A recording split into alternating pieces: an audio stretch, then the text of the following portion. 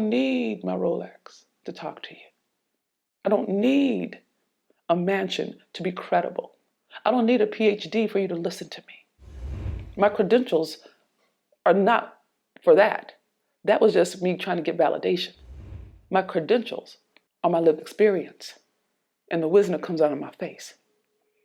And from there, we let God do God.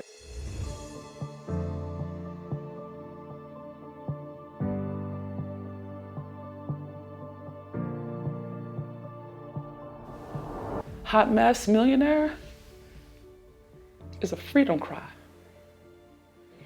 You really can be yourself in all your messiness and have whatever kind of millions you want, whether it's monetary millions, whether it's millions of likes, whether it's millions of dollars in charity, whether it's millions of meals that you've given away or millions of homes you built for other people. It doesn't have to be money. I pulled back on that and I went for the spirit of it. See, it's a spirit thing. It's not a money thing. When you let your destiny arise, when you take away all the shackles, all the pretense, and you let what is yours to arise, you may find that you ain't even interested in fucking money. You may find you're interested in being a mom, but you've been so chasing after the dollar, you didn't even know, literally. You know what I'm saying? It doesn't have to be what you think, but that doesn't mean you won't reach millions. Doesn't mean you won't make millions. Doesn't mean you won't give away millions. Money is the easy part. The hard part, the real work, is telling the truth and let the truth go to work. That's the real work. That's the shit we don't talk about. So all I'm doing all day, every day is pulling the fucking curtain back. I want you to see what it takes to live this kind of life. I'm not saying it's a good life, but it's an honest one. And it's one that makes me proud of who I am. All right, and then we have the internal permission to prosper. See, the internal permission to prosper has everything to do with you getting on your own side. You're not on your own side yet. You keep looking outside for you from validation. So that when it happens, you do good, and when you don't, you don't. And also the ability to implement as a possibility. Some of you are implementing to prove other people wrong. Can you see that? You can do the right action and the wrong energetic, and it won't make a dime. If you are doing all the right business actions, and you're doing it because you need money, it won't convert.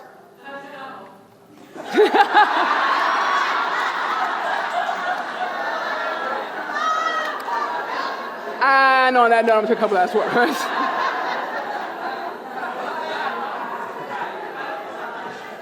It's almost like when you're desperate for a relationship and you just take anything, and then it just turns out from bad to worse. And we've all done it. I know I have.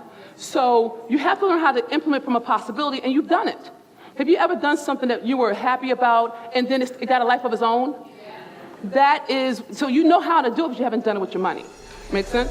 All right. You know, why did I torch my life? Like, I was winning on all fronts, quite frankly. I had a multi-million-dollar home-based business. I had a remarkably successful marriage. I was fit, and I had an adoring audience, tribe that truly loved and supported me. And I've been being with, well, what the hell?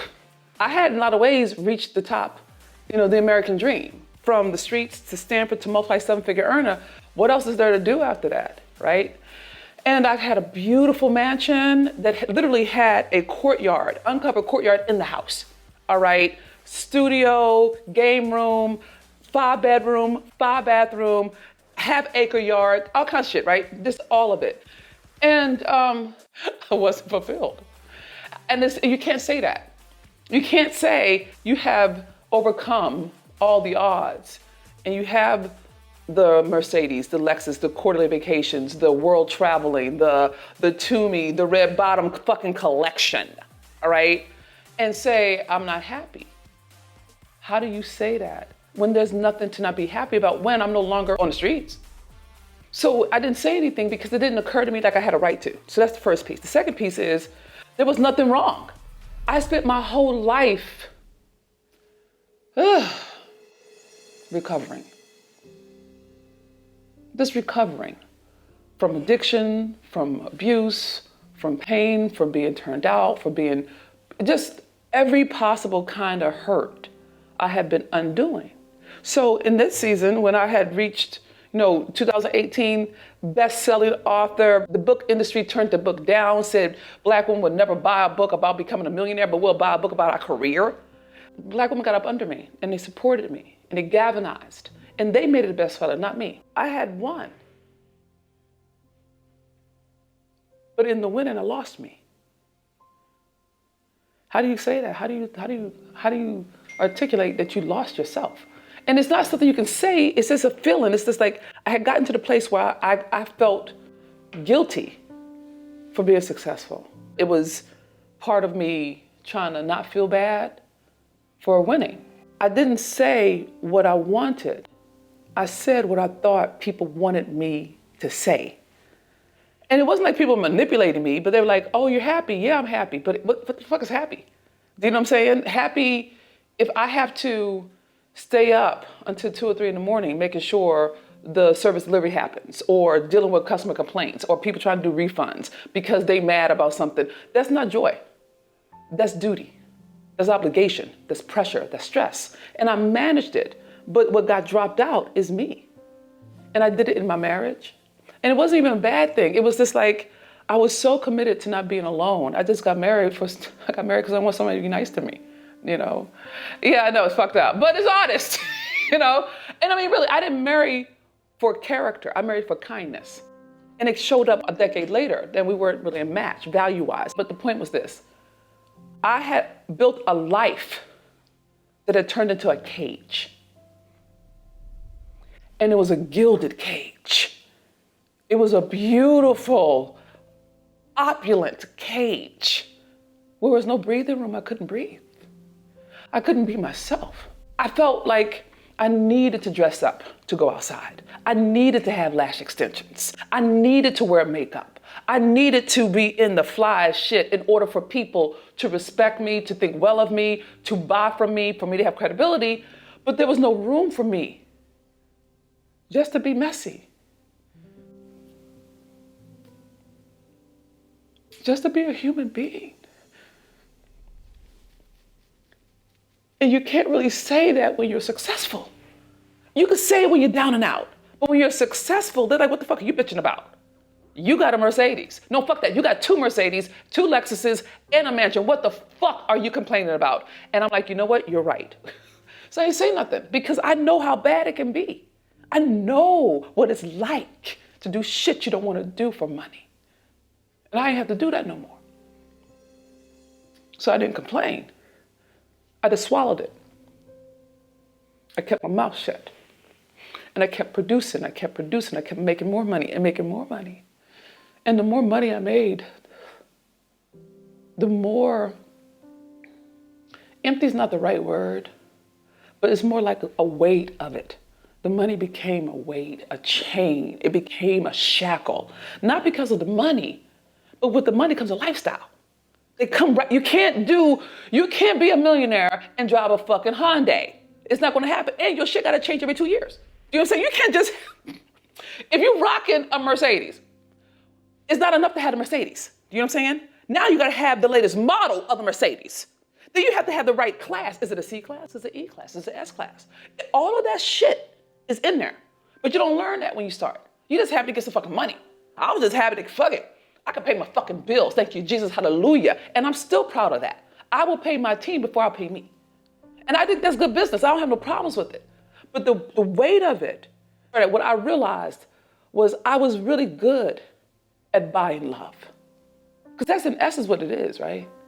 The cars, the clothes, the whatevers, all of that is just smokescreen. The makeup, the red bottoms, the designer dresses, it's all hiding behind lipstick and mascara. And I didn't want to hide anymore. It's not like there was something wrong, because if there was something wrong, I would have handled it. You see what I'm saying? I'm not a punk ass. I'm not a punk ass by any means. But it's that feeling of when you give and you give and you give and you do everything you could possibly do and motherfuckers don't say thank you. It becomes an expectation. Then it's an obligation. Now it's entitlement. Like you entitled to me slaving for you? What the fuck? I love working at a university to be free. That was the whole point of becoming an entrepreneur, to be free. But I wasn't free. I was bound by social norms and social codes that stated that if you want to speak, you don't curse. If you want to reach people, you have to give them free content. And so what ended up happening for me was I imploded. It showed up in my body. It showed up in me getting sick. It showed up in me losing my temper and getting short-tempered. Before the anger and frustration happened, I used to drink. I'm a dry alcoholic, I acted it out on my body with socially acceptable acts of self-hate. And we don't call them self-hate because they're useful to other motherfuckers. Working hard is a socially acceptable act of self-hate. Hard workers, any hard workers in the room? All y'all should have your hands up. You liars, all you lies, liars, a lot of you, okay? See, when you're a hard worker, your survival strategy is that you are a workaholic. You can't turn it off. You're supposed to be at your kid's concert. You in a car doing a sales call.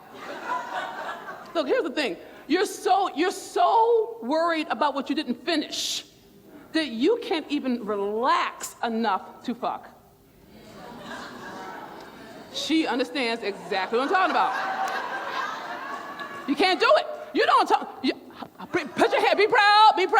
Look. Hey, shit's real. I know my sisters and I know me. You know how it is. You got to get some shit done. You got the shit on your head. Your body's not cooperating for shit. All right. So you're like, well, boo, I can't. I can't. I really like to, but I can't because you're dealing with all the shit that you haven't finished, and now your boo feels neglected. Self-sacrificing, a socially acceptable act of self-hate. Putting yourself last, overgiving, or doing more than you're paid for, undercharging. All of these are acts of self-hate, but they're socially acceptable. Giving, being there for other people. When you throw yourself under the bus to save them, all of that shit, that's self-hate. But we don't call it self-hate. Because other people are like, oh, you're so nice. Oh, you're so good. You're a good man. You're a good woman. You're a good church girl. You're a good, you get rewarded for treating you like shit. I had gotten addicted to the rewards. The problem with that is that when they stop giving it, now I'm fiending. So I'm trying to get the next acknowledgement. I'm trying to get the next, oh, Dr. B did this. I'm trying to get the next accolade. So now I'm a little bitch. Because now I'm chasing somebody's opinion of me. And I want to live like that. And I couldn't be my full self. I couldn't be wounded and wealthy. I couldn't be kinky and a Christian. I couldn't be subversive and a leader. I couldn't, not in that context. So, but if I wanted to be my full self, that life had to die. So I fucking killed it. I killed the life. I dismantled every aspect of it. I sold all my properties. I dismantled the teams. I took the business model and laid it to rest and created a whole new business entity. Venus Opal Enterprises is not the Impossible Inc. You see what I'm saying? Because I know that I'm built for more. And it doesn't equal that I have to do more. They're not the same, right? But it does require me telling the truth about who I am with no makeup, with no crutches, nobody to fall back on or to blame. Just me standing naked in the world, knowing on some level, and I don't know how this is going to work, but on some level, I'm enough. Even in my woundedness, because of it, not in spite of it. It's because of the PTSD, of the streets, of the trauma, of all the negativity, all of it, right? That I am who I am. I'll tell you this. Money comes and goes. It does. It's the nature of money. It really does do that. You can be a millionaire today and be a trillionaire tomorrow and be broke the next day and be a billionaire 2 days later. So you can't, the money isn't the measure. The real measure, I swear to God, if you take this, you will never, ever lose. The real measure of success is how many times you get back up when you get knocked down. And you keep going until it turns.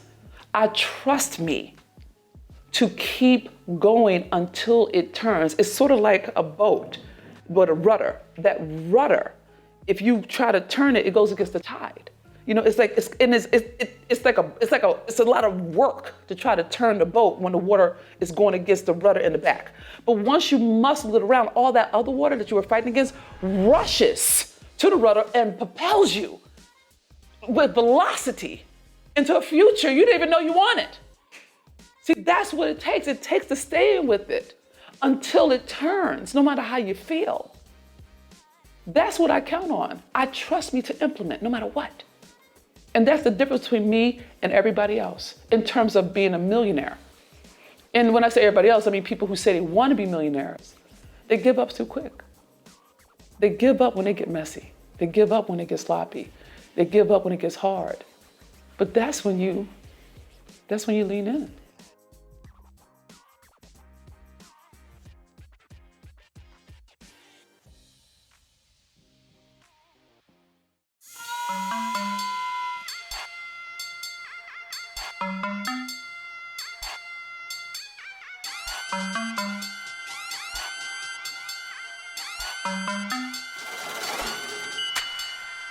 Even though I'm a hot mess, you know you want this hotness. Even though I'm a hot mess, you know you want this hotness. Even though I'm a hot mess, you know you want this hotness. You know you want this hotness. You know you want this hotness.